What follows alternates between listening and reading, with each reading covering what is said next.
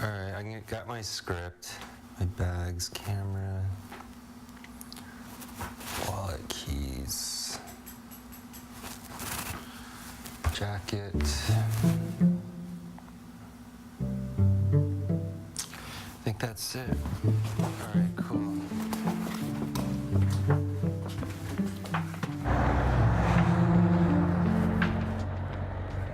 Yeah, I'm laughing because we're so close to the shoot.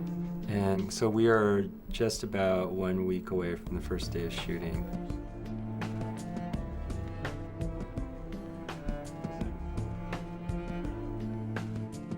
And there's much to do, but I think we're in really good shape. There's been a lot of preparation and a lot of elements are coming into place. It's gonna say falling into place, but not really. I mean, it's been coming into place because of the hard work of the crew and the production office. Good morning. How's it Hello. going? Great. But we're very close, and now we're getting ready to step into the next phase of this project. We're over here. We're trying to like make this thing, you know, kind of nervous. First day, you know, get everything going. But we got good luck charms like Curtis. Curtis, our sound man. How are you? Morning. Sound man, friend, confidant, hero, Confidant? mentor, This is gonna go up on the net. lover. If I could do one project every year or two that I really have conviction on, and they're working with, you know, a team of people that have the same type of belief, same type of work ethic, and same type of goal as I do, I'll be happy for the rest of my life. And I think Undoing is that next level. Hello? Last of the Mohicans. Whoa. He attacked me verbally. Did you see that? With any independent film, or any film for that matter, it takes an extraordinary amount of effort from a very large group of people. As a producer, my philosophy is that if you have the right team around you, you can tackle any obstacles. This car is too nice for us because we're low budget. In independent films, you can't have anything nice. Like our craft service is actually like week-old 99-cent store craft service, so this car is gonna make the whole crew think we're like Titanic, but we're not, so we're gonna try to hide this real quick and not let anybody see it.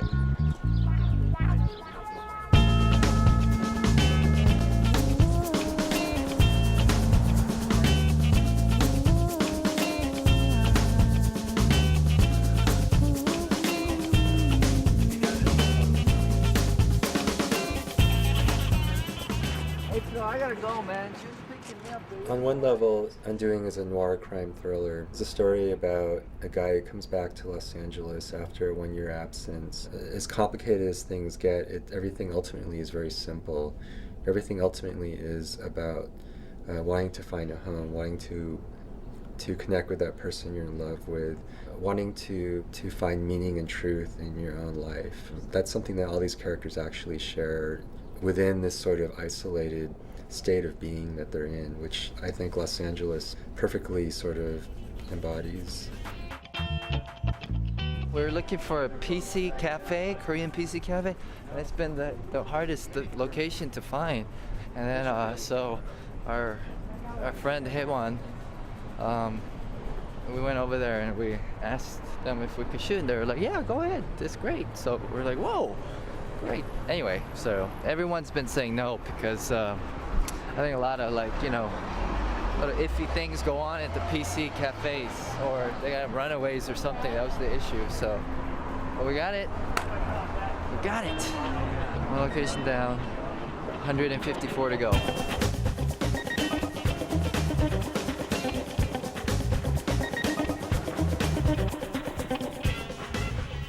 You buy drugs from a cop? Fuck!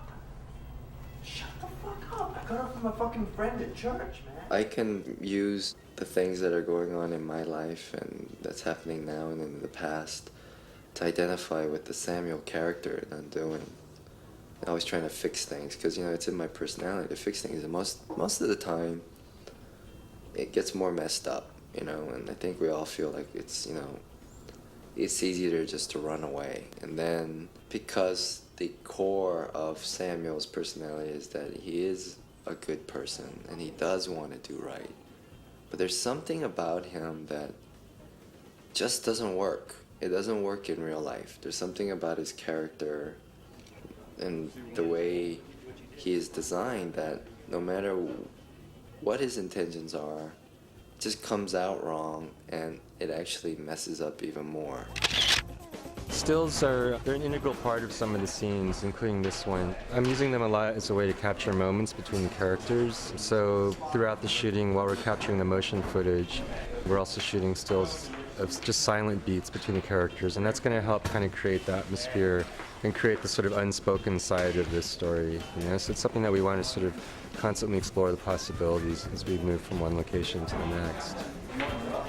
Never in the spot without peeping it first, cause I be keeping shit real. It's around midnight and we're on day 13 of the shoot. This is our second day at this location. It's actually a drive-through convenience store, which seems to be a peculiar LA institution, that we turned into a donut shop set. And it's been interesting that the drive-through actually remains open while we're shooting, so we've just been having to contend with that, but it's fine, you know, it's the only way we could afford the location.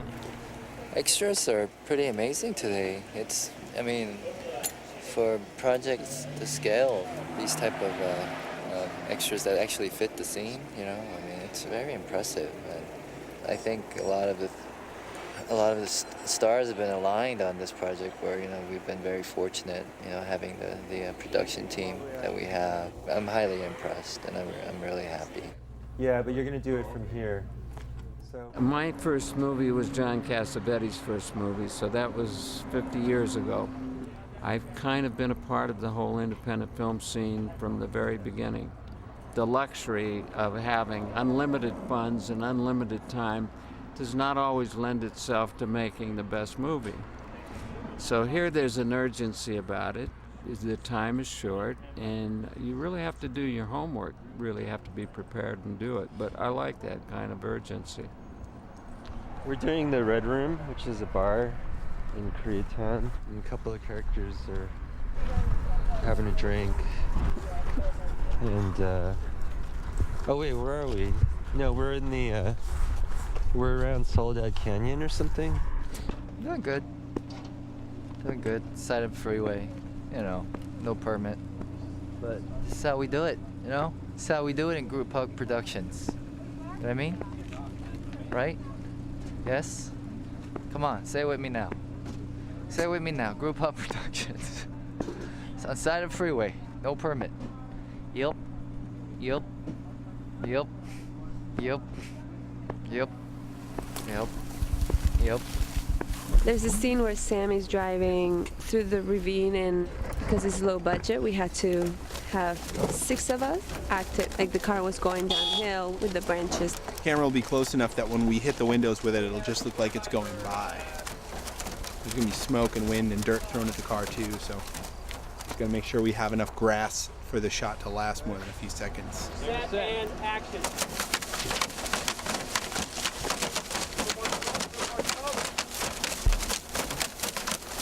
Samuel running across. So Jin's gonna run towards the car, and then we're gonna see. Well, the way we prepare for stunts is the director usually has an idea of what he wants, and then we take that idea and try and make it real. And action. If something doesn't make sense, we'll adjust it with our 2 stunt guys. We go over it with them, what was comfortable, what makes sense, and just fix everything up, make it real. It's fun. It's actually a lot of fun. This is the best part about making movies. What I did a lot actually was I went down into Koreatown. I kind of just built this whole life for him. He's one of those kids that kind of, you know, eats in K-Town at 3 in the morning. Everyone else has gone home, but he's eating with his mates and stuff.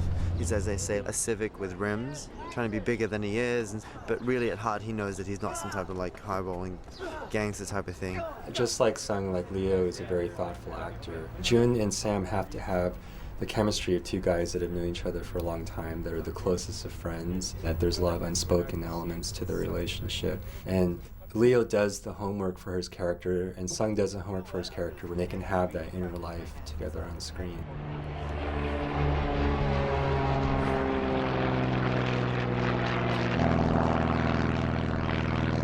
Sound sucks at this location, and there's no way around it. As you can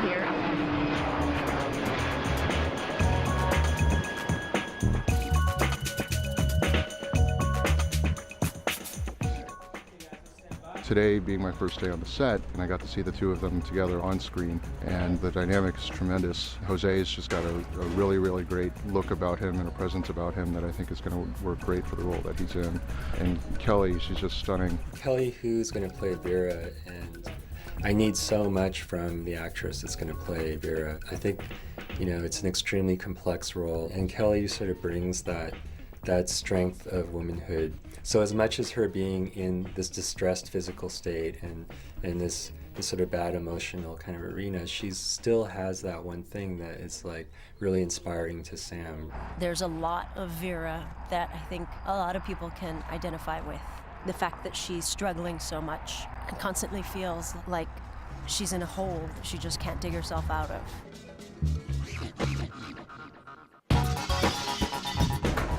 First day of our last week.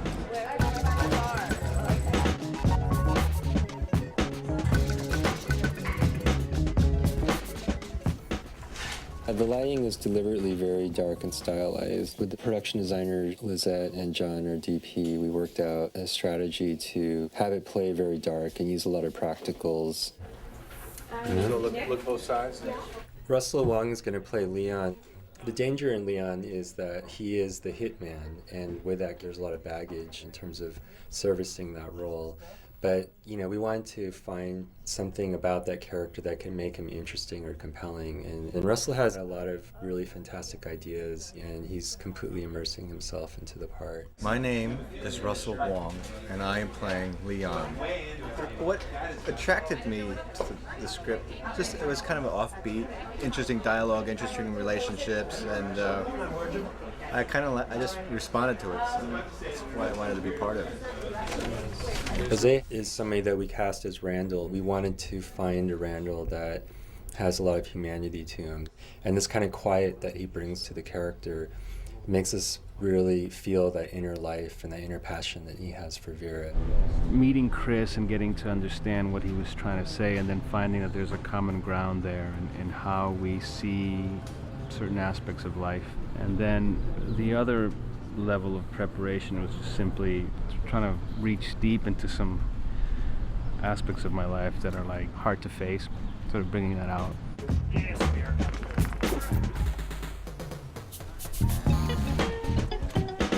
Today is day 20, last day of the shoot, last day of principal photography, and it just so happens to be Cinco de Mayo.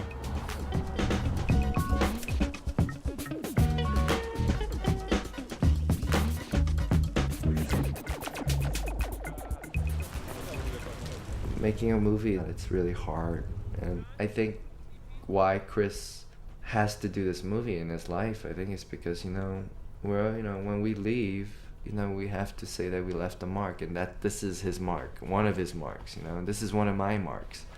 Will it be noticed? Who knows? But, I think this is what we were, meant to do, and I guess we have to do it. We just pan with them like this until we're like about 45 degrees. Production is just so chaotic and unpredictable. But the bottom line is that people have been working really hard, and everyone's been really on the ball, really prepared. I'm sad that some of the collaboration is coming to an end, but it's been really challenging, really stressful, but in the end very rewarding. Guys, hey, that's a wrap. That's a wrap. We just picture wrapped like a few moments ago. It's just a really great experience, and I'm just kind of really savoring this moment of being done. I'm just going to go around and say thank you to everybody again, because this was really a team effort.